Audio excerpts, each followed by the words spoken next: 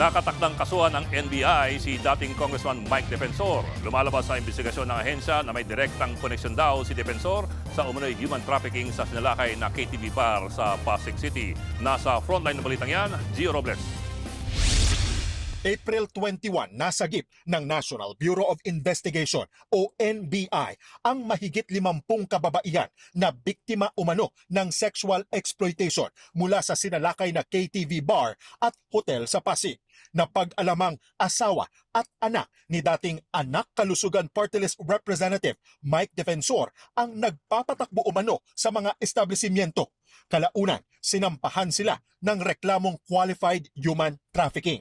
Pero sa pagpapatuloy ng investigasyon ng NBI, lumalabas na dawit din si Mike Defensor sa iligal na operasyon. Ayon kay NBI Director Melvin Matibag, si Defensor ang chairman ng korporasyon na may-ari ng commercial complex na kinatitirikan ng KTV bar at hotel ng kanyang asawa.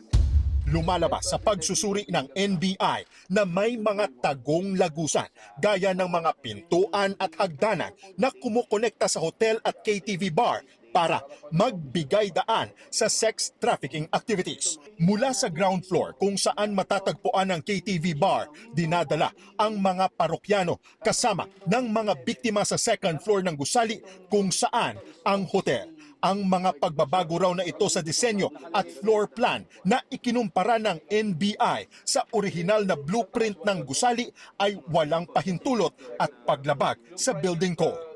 Alam lahat ni Mike Defensor yung nangyari, being the chairman of the company nung Clip Point.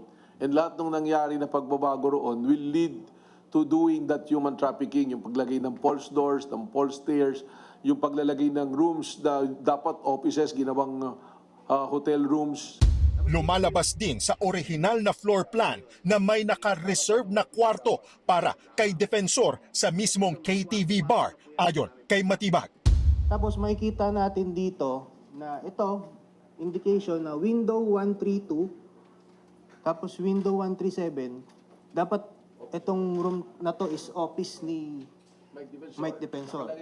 Nakalagay po yan sa plano, sa blueprint. May nakalagay na Mike Office.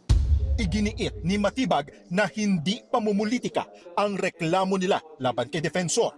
Malakas daw ang ebidensya ng NBI laban sa dating kongresista. Non-bailable o walang piyansa ang qualified human trafficking. Sa isang video message, tinawag naman na pamumulitika ni Defensor ang reklamo. Anya, bakit hindi imbestigahan ng ahensya ang mga tunay na katiwalian sa halip na gamitin ito para sa mga personal na agenda? Binigyang diin ni Defensor na ang human trafficking ay isang seryosong krimen. Ang sinasabi nila, meron daw pong human trafficking na para bang pinilit, ginipit yung mga tao o di kayo tinatakot. Yan po'y walang mga katotohanan. At itong establishmentong ito, katulad ng pinakita ko sa inyo, ito pong lugar na to, marami po ditong mga investor na magkakasama kami. At kung si Matibag lang ng imbestiga ng tama, malalaman niya na may mga kasama kami dito na ngayon ay cabinet secretary. At meron din pong isang investor dito na senador. Bukod kay Defensor, kakasuhan din ng NBI ang isa pa niyang anak na tumatayo namang corporate secretary. Dawit din sa mga kakasuhan si Lawrence Tan, ang pangulo ng Wakwak Golf and Country Club na naabutan sa sinalakay na KTV bar. Wala pang pahayag kaugnay dyan si Tan.